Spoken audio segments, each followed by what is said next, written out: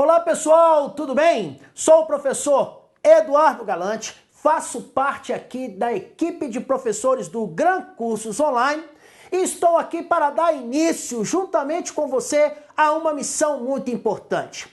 Nós iremos estudar o Estatuto da Criança e do Adolescente, com todos os seus nuances, todas as suas nuances, com tudo aquilo que for necessário para que você possa fazer uma boa prova. Bem, como professor de legislação já há algum tempo, eu posso afirmar para você com plena convicção que o Estatuto da Criança e do Adolescente tem sido cada vez mais cobrado nos mais diversos concursos. Bem, antes mesmo de dar início aqui ao nosso curso, eu preciso fazer com você algumas considerações, justamente para que você possa se sentir mais confortável e com isso, então, você ter um resultado melhor. Pessoal, normalmente esse assunto, Estatuto da Criança e do Adolescente, como é cobrado em prova? É uma espécie de literalidade. Professor, mas espera aí, espécie de literalidade? Gente, sim, sabe por quê? Em que pese, tá? Em que pese a banca não cobrar, a banca normalmente ela não cobra certinho ali como está o artigo, mas normalmente, tá? A banca, ela cobra a ideia que está naquele artigo. Justamente por isso, ao longo da nossa aula, você vai ver, eu fiz então aquela estrutura de cores. O que é isso? O que vai aparecer em vermelho na nossa aula, gente, significa que poderá estar no seu enunciado. O que estiver em azul significa que poderá estar na sua resposta como ideia principal, tá? Lá nas suas alternativas de resposta. E o que estiver em verde normalmente aparece como ideia secundária. Ninguém precisa decorar nada, basta guardar as palavras mágicas. Professor, como é que se estuda a legislação? Dessa forma que nós iremos fazer aqui, tá? Ou seja, eu vou identificar na lei aquilo que é mais importante, aquilo que é mais recorrente nas provas, aqueles termos que são os mais cobrados. Posteriormente você faz uma revisão e depois pratica, faça exercícios. E aí quando praticar, quando for fazer os exercícios, errou, volta lá na teoria e veja o motivo então pelo qual você errou. Gente, façam isso e preparem-se para acertar todas as questões de ECA, tá bom? Beleza? Bem, normalmente como são cobradas, né, como são feitas as questões a respeito desse tema aqui? Normalmente são de três formas. Primeira delas, a banca irá, né, substituir um termo ou vamos dizer assim, uma frase ou uma oração ali do nosso tema, tá? Então, por exemplo, pode ser que em determinado trecho apareça lá o termo deve e a banca substitui por pode. Então, é um exemplo. A outra forma de se cobrar, eles acrescentam uma informação que não está prevista no ECA. E aí, já eu vou te explicar por que isso acontece. E depois ainda acontece uma outra cobrança que é o seguinte, eles omitem informação. Deveria ter uma informação e eles não colocam. Olha, é muito importante quando você for resolver uma questão de ECA, você prestar bastante atenção no enunciado. Sabe por quê? Eu já vislumbrei o seguinte, a possibilidade de banca cobrar o ECA, tá? Juntamente com outras normas, como por exemplo, a Constituição, a LDB, a CLT, porque nestas normas, todas elas, tá? Tem, então, informações que são de interesse da criança e do adolescente. Por isso, pessoal, normalmente isso é feito, esse tipo de cobrança de concurso para ECA já é feito em concursos, vamos dizer assim, para alguns cargos específicos, como por exemplo, para magistratura. Mas eu acredito que esse tipo de cobrança vai alcançar todos os níveis, tá bom? beleza? Então, feitas estas considerações, eu desde já quero agradecer por você estar aqui, beleza? E se Deus quiser, nós vamos fazer um curso bem dinâmico, vou tentar fugir o máximo possível, né, do juridiquês, porque a ideia aqui é justamente fazer com que você entenda o ECA, ok? Esta é a minha proposta. Vamos lá então? Vem comigo, professor Eduardo Galante, vamos arrebentar aqui no nosso curso. Simbora então, pessoal, vamos lá? Com muita alegria, com muita vibração, vamos aprender muita coisa aqui, beleza? Olha só, essa aqui então é uma breve apresentação, né? Uma apresentação que eu faço a você. Aqui está uma síntese da minha trajetória profissional, mas de tudo isso aí, o mais importante, aquilo que eu quero deixar bem claro para você é o seguinte: ao longo do curso, certamente irão surgir dúvidas. Você precisou falar comigo, será uma honra, tá, manter contato com você. Para isso, nós temos aqui o fórum, onde eu estarei à sua disposição, e se você gosta das redes sociais, eu também estou nelas, principalmente no Instagram, professor Eduardo Galante, tá bom? Mas simbora, sem mais delongas, para o nosso curso. Objeto de estudo, a Lei 8.069 de 1990, e respectivas atualizações. Esse curso, normalmente, gente, ele, ao longo do nosso curso, sempre essa lei está sendo aperfeiçoada, toda hora tem algum tipo de atualização, mas não se preocupe que eu estarei à frente disso tudo, tá bom? Vamos falar sobre o Estatuto da Criança e do Adolescente. Para isso, pessoal, nós precisamos, tá, inicialmente, fazer aqui uma contextualização histórica. E olha que eu nem vou abranger no contexto internacional. E o motivo é simples. Em todas as provas as quais eu pesquisei, eu não encontrei qualquer questão fazendo menção sobre, né, esse assunto, ou seja, proteção da criança e do adolescente no âmbito internacional. Eu não vi nenhuma questão abordando isso. Normalmente, questões envolvendo o contexto histórico da proteção da criança e do adolescente, eu normalmente só vi cobrando no contexto nacional, tá? Então vamos lá saber primeiro o seguinte. Gente, raciocina uma coisa aqui comigo. Eu gosto de gente que pensa, eu gosto de gente, então, que fica atento a estas questões. Pensem aqui comigo, olha só. A criança e o adolescente, tá? São pessoas, são indivíduos que estão em desenvolvimento. Eles estão em desenvolvimento.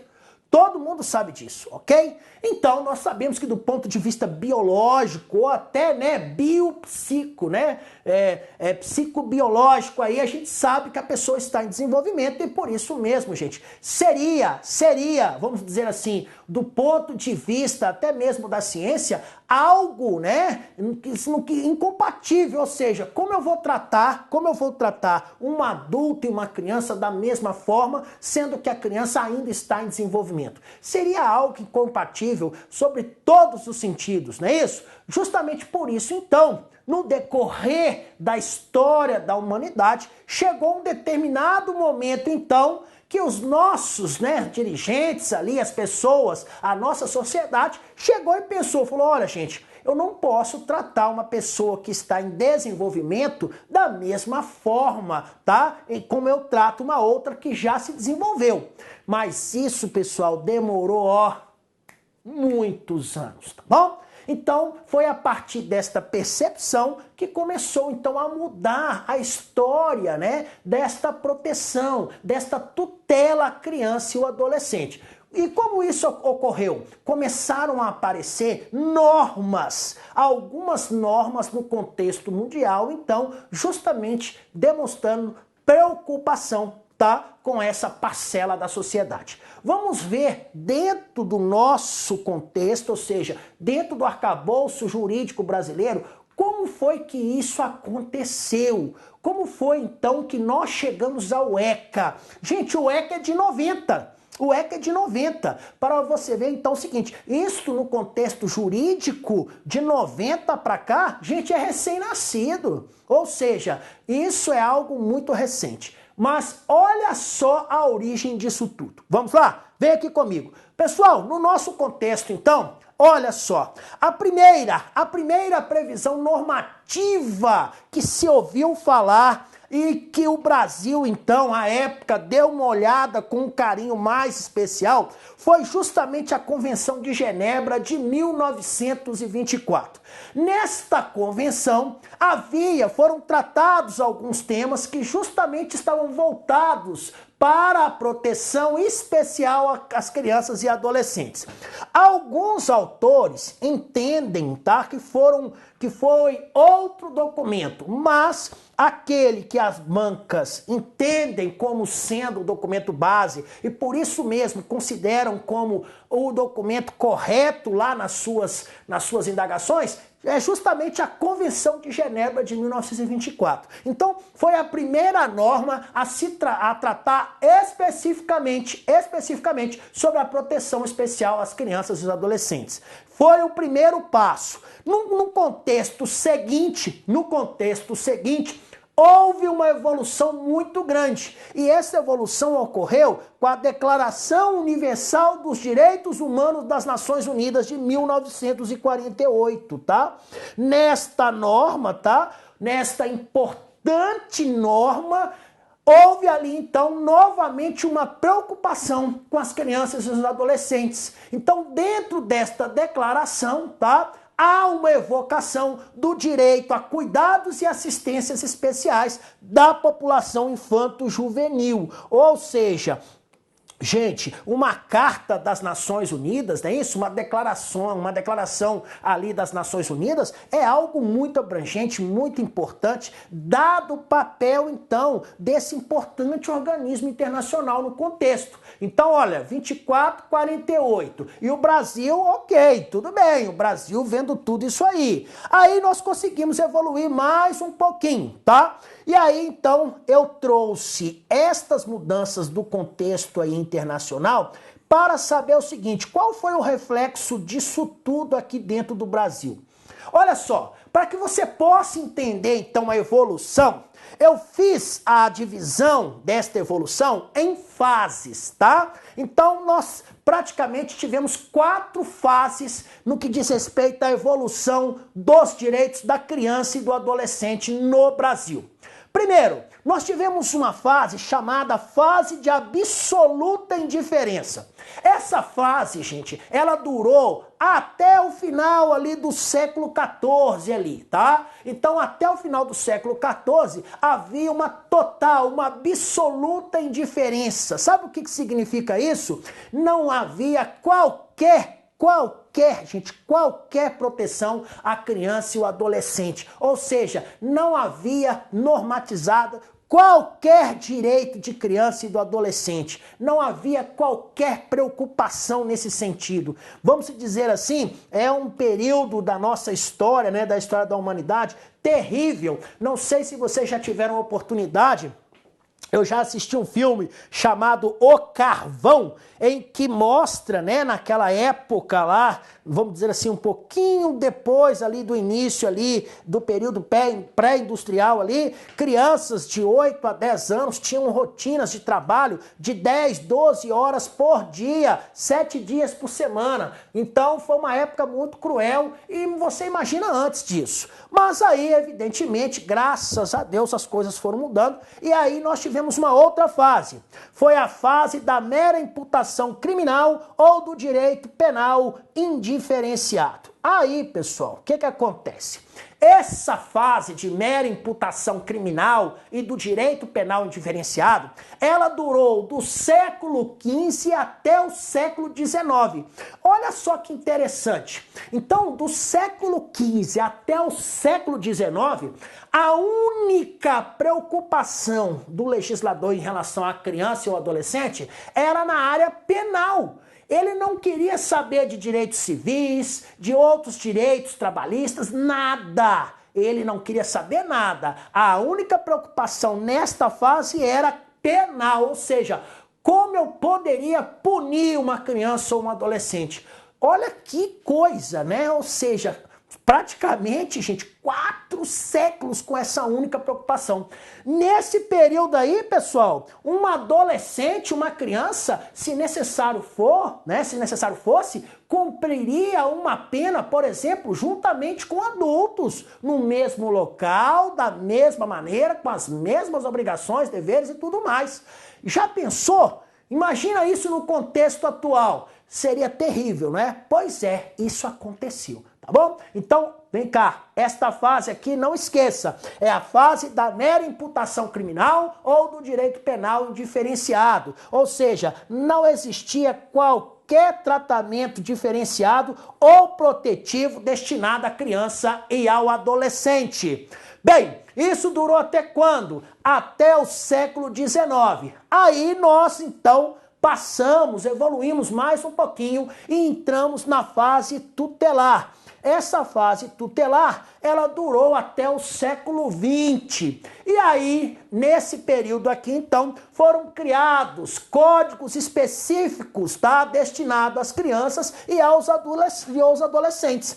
Porém, estes códigos jamais alcançaram as necessidades das crianças e dos adolescentes. Sabe por quê? Esses códigos nada mais eram do que o quê? Normas repressivas, normas, tá?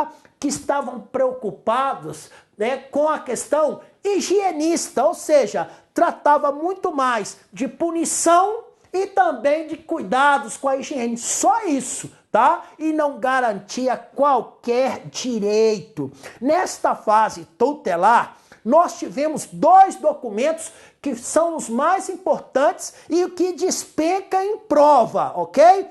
Guarde isso aí. Vamos anotar isso aí. Toda vez que eu fizer a menção para você, eu vou até marcar, ó. Isso aqui cai demais em prova, ó.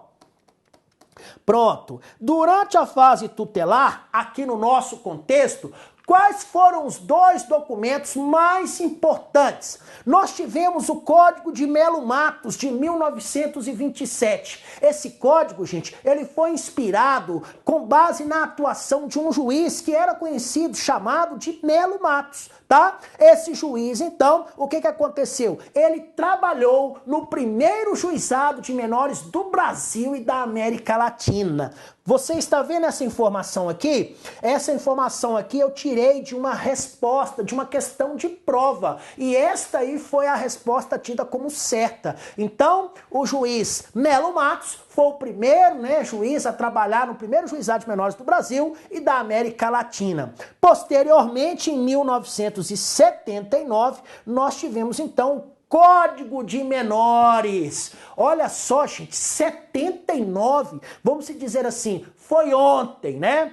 E aí nós evoluímos mais um pouquinho, já no final, então, do século XX, tá? No final ali do século XX, mas especificamente lá no ano de 1988 e depois, posteriormente, 1990, nós tivemos a fase, então, da chamada proteção integral. E isso, gente, só foi possível em decorrência da Constituição Cidadã de 1988. Essa importante Constituição que foi construída com base nos documentos mais importantes no contexto mundial em relação, então, aos direitos humanos. Se você pegar ali a nossa Constituição de 88, você vai ver que ali estão presentes diversas normas previstas aí nos direitos humanos de todas as gerações, primeira, segunda, terceira e quarta geração, tá? Então, a Constituição de 88 foi o grande marco e culminou, então, com a Lei 8.069,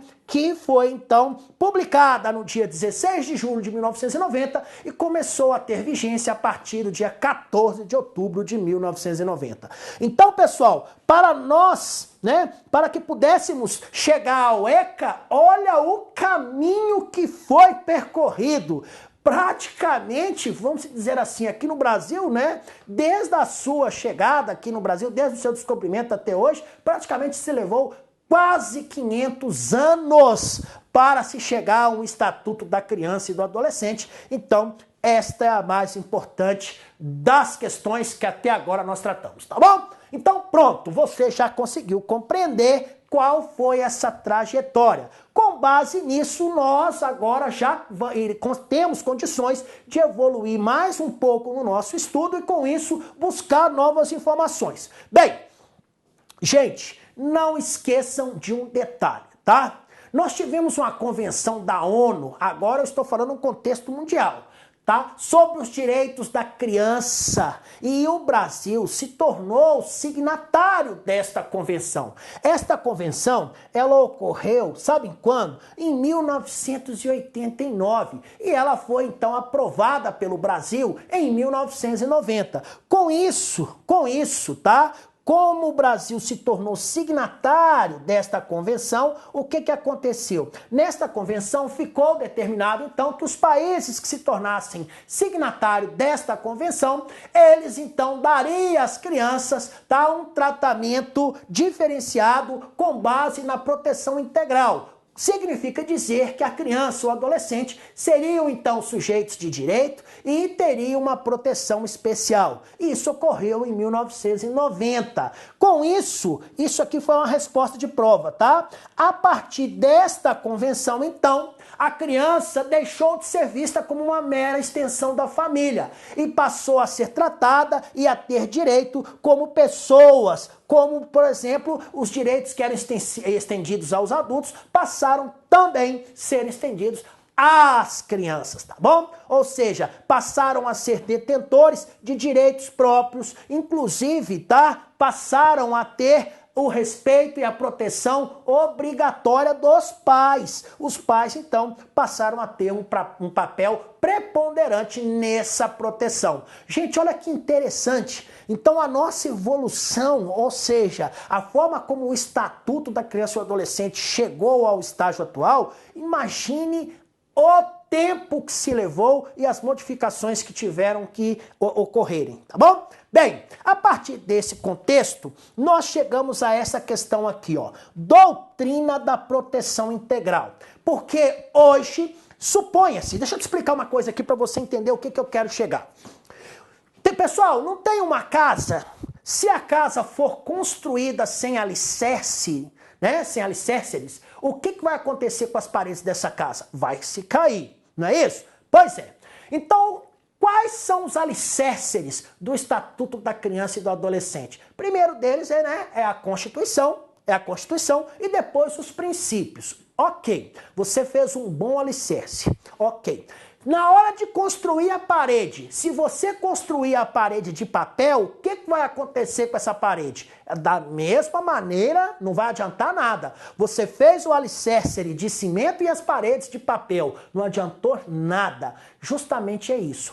A doutrina da proteção integral, gente, é a parede do ECA. Significa o seguinte, uma parede tem que ser forte, não tem? Pois é, o ECA tem que ser forte. Então significa dizer o seguinte, o ECA, ele foi construído com base na doutrina da proteção integral. Ah, professor, então quer dizer que o ECA é a parede, é isso. Qual é o alicerce do ECA? A Constituição e os princípios. Ok. Qual é a parede do ECA? É a doutrina da proteção integral. Então significa dizer que o ECA foi todo ele desenhado, foi todo ele construído, foi todo ele, vamos dizer, feito com base nesta doutrina. E o que é essa doutrina? Vamos ver? Então, pela doutrina da proteção integral, gente, tá? Crianças e adolescentes, elas gozarão dos mesmos direitos destinados aos adultos. Então isso que é o mais importante. É isso que eu quero que você leve para a nossa prova. É essa a ideia central, tá? Por quê? Gente, as crianças e os adolescentes são pessoas que estão em estágio, tá? Que estão em desenvolvimento físico, psíquico e moral, e por isso mesmo precisa desta proteção. Então, por isso nós temos normas específicas para proteger esse desenvolvimento. Então, ou seja, os direitos que aqui estão, ou seja, a proteção integral, significa dizer que estas crianças terão condições, então, de se desenvolver de maneira física, psíquica e moral de modo, então, a cumprir, vamos dizer assim, a sua trajetória enquanto ser humano, tá bom? É isso que eu quero que você guarde. Vamos até destacar aqui com a caneta, ó. Com o princípio da proteção integral, então, o que aconteceu? Crianças e adolescentes gozaram, então, dos mesmos direitos destinados aos adultos. Pronto, você já sabe o que é essa doutrina, tá? Baseada nessa doutrina, então, qual é o objetivo do ECA, tá? Com base nessa doutrina, então, ele vai proteger, ele vai tutelar a criança e o adolescente de maneira ampla. Significa dizer que a proteção não vai ser apenas no que diz respeito às medidas repressivas, não, tá? Ou seja, na realidade, o ECA agora, ele vai tratar de diversos assuntos, principalmente dos direitos. Então, com base nessa doutrina, e é isso que eu quero que você guarde, vamos até marcar aqui as palavras mágicas. Então, qual é o objetivo do estatuto? Tutelar criança e adolescente de forma ampla, inclusive proporcionando a ele o quê? Direitos. É isso que eu quero que você guarde para a nossa prova, é isso que me importa, tá? Essa doutrina da proteção integral, ela está diretamente relacionada ao princípio do melhor interesse da criança e do adolescente. Sabe o que significa isso? Significa dizer o seguinte, o aplicador do direito, ele ao aplicar esse direito, ele deve sempre proporcionar o maior benefício possível para a criança e para o adolescente. E com isso, então, haverá uma concretização dos direitos fundamentais destas crianças e desses adolescentes. Então, quando eu digo para você que a doutrina da proteção integral está relacionada com o princípio do melhor interesse da criança e do adolescente, o que eu estou querendo dizer é que o aplicador do direito deve sempre buscar o quê? Aquilo que seja melhor para a criança e para o adolescente, ou seja, aquilo que for mais benéfico para esta parcela da população. Isso então aqui, ó, é que é o princípio do melhor interesse da criança e do adolescente. Isso já foi inclusive tema de redação. Que bom, tomara que seja de novo, que a gente vai arrebentar a boca do balão, beleza?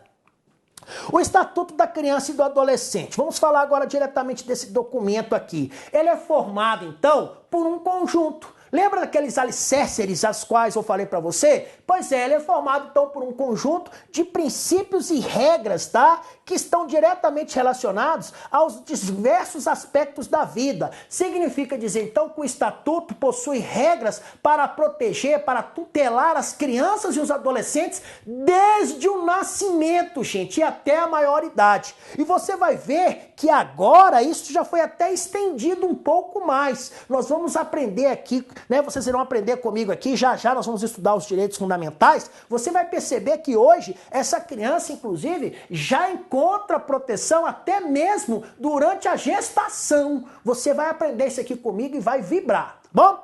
Toda a sistemática, então, do ECA está amparada, gente, no princípio da proteção integral. Não esqueçam disso. O nosso ECA foi construído sobre esta doutrina, né? A doutrina ali da proteção integral.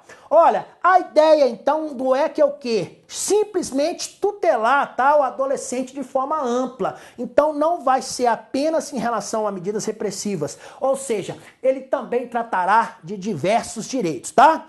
Não esqueça, proteção integral, então, o que é isso? Significa o quê? Eu vou proteger as crianças e os adolescentes em todos os sentidos, tá? Essa doutrina da proteção integral, então, não esqueçam, ela tem um amplo e também, vamos dizer assim, estrito ligação com o princípio do melhor interesse da criança e do adolescente, que o que significa em termos práticos que o aplicador do direito deve sempre procurar aplicar o direito de maneira que seja mais benéfica ao adolescente e à criança, tá bom? Não esqueçam disso, tomem nota.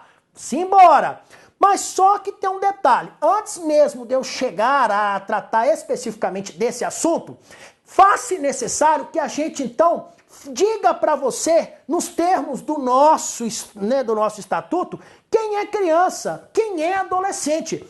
Pois não lembra que eu falei para você? Nós estamos falando de criança, estamos falando de adolescente, de criança, de adolescente, mas afinal de contas, quem é criança? Quem é adolescente? Gente, nos termos do estatuto, criança é a pessoa que tem até 12 anos incompletos. Professor, e no dia que ela completou 12 anos? No dia que ela completar 12 anos, ela já será considerada como adolescente. Criança é a pessoa com até 11 anos, 11 meses e 29 dias. No dia que ela completa aniversário, ela se torna adolescente. E quem é um adolescente? É a pessoa que tem 12 anos completos e vai até 18 anos incompletos. Então, adolescente é a pessoa que vai até 17 anos, 11 meses e 29 dias. No dia que a pessoa completa 18 anos,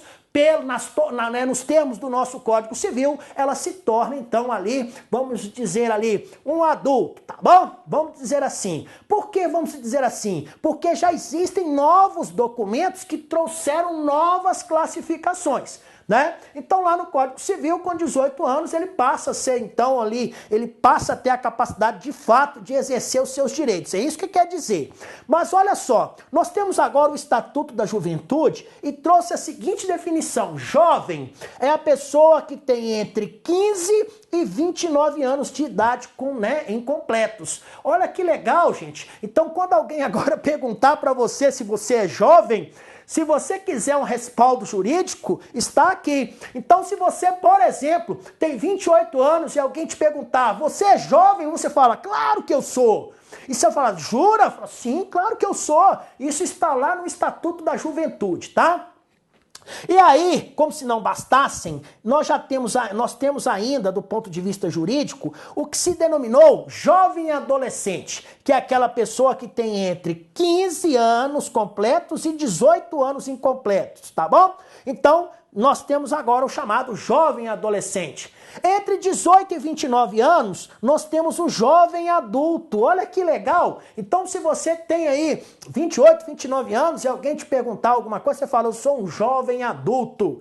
E a partir dos 30, então, é que realmente você será tido como adulto. O que cai em prova? Bem, a não ser que caia o Estatuto da Juventude, a não ser que alguém cobre isso lá no seu conteúdo programático, mas o que me interessa aqui para nossas aulas é isso aqui, ó.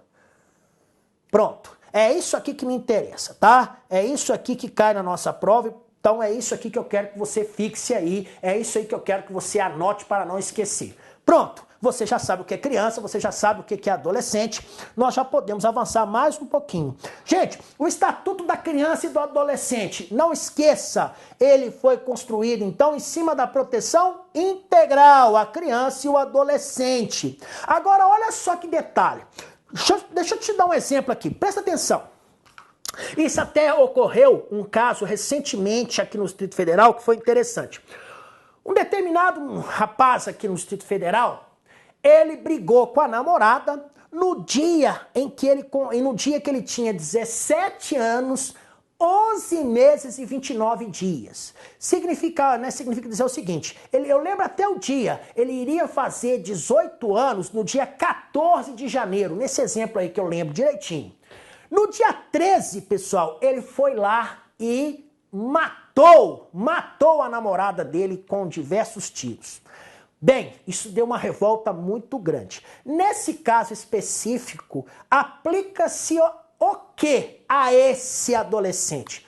Bem, como ele tinha 17 anos, 11 meses e 29 dias, ele é adolescente. A ele, então, se aplica uma medida socioeducativa, que, no caso, foi aplicado à medida de internação, que é a mais grave delas. Você vai aprender isso comigo aqui. Beleza? Beleza. Quanto tempo que é essa medida de internação? 3 anos. 3 anos. Mas aí você fala assim, ué, professor, mas no dia que ele quando ele for começar a cumprir essa medida, ele já vai ter mais que 18 anos. Mas sabe o que acontece? É o seguinte, como ele começou a cumprir essa medida antes de completar 18 anos, então quando completar ele estará lá nesse local ainda destinado ao adolescente. É por isso então que nós chegamos a essa lei aqui, ó. Aplica-se excepcionalmente esse estatuto às pessoas entre 18 e 21 anos de idade. Então, é esse exemplo que eu acabei de te dar. Então, por exemplo, o adolescente começa a cumprir uma medida de internação de 3 anos com 17 anos. Ele vai terminar de cumprir com uns 20. Então, é por isso que pode se aplicar excepcionalmente, tá bom? Então, em casos expressos, tá? Aplica-se excepcionalmente esse estatuto àquelas pessoas entre 18 e 21 anos de idade, beleza? E mais, criança e adolescente, eles gozam, gente, de todos os direitos fundamentais que são inerentes à pessoa humana. É isso que eu quero que você guarde para a nossa prova. Isso aqui, ó, é o que é cobrado, tá? Então, crianças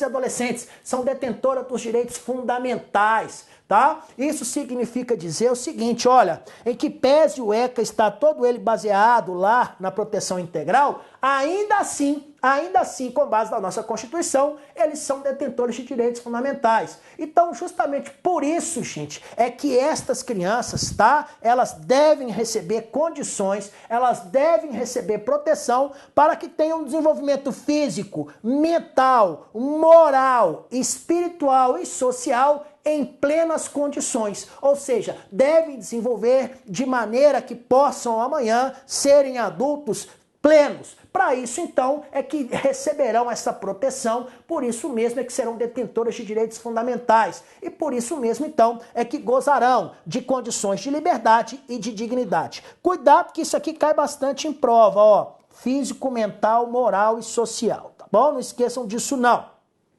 Os direitos que estão lá no ECA aplica-se a todas as crianças, tá, e adolescentes, sem qualquer discriminação, tá? É isso que cai em prova, que eu quero que você guarde.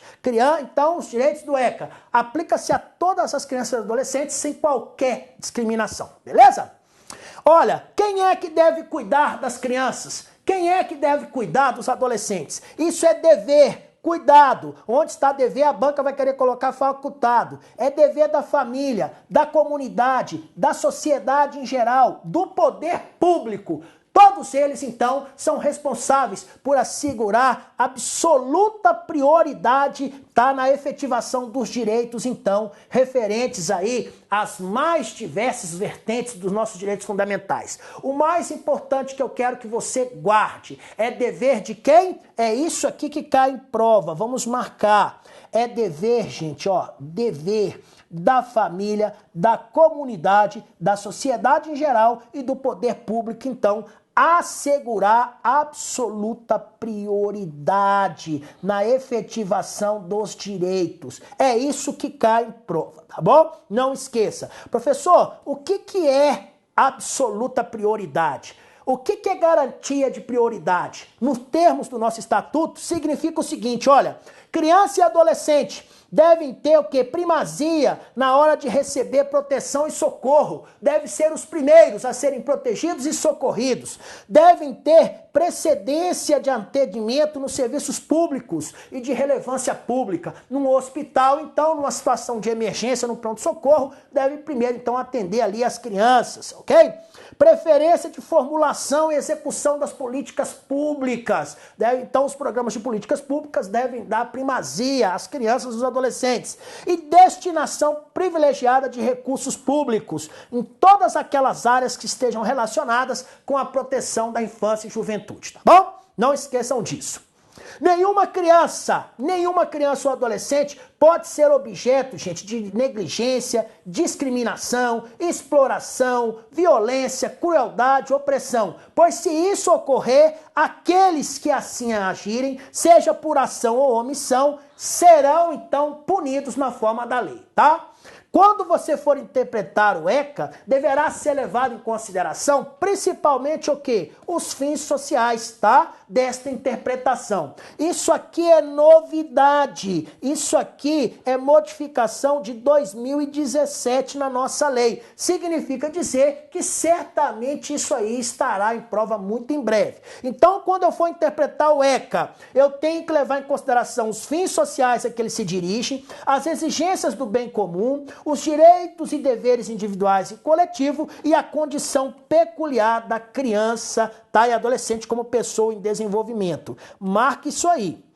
Isso aqui, ó, modificou em 2017. Isso aqui, então, pode ter certeza, é algo que certamente estará na nossa prova muito em breve, tá bom?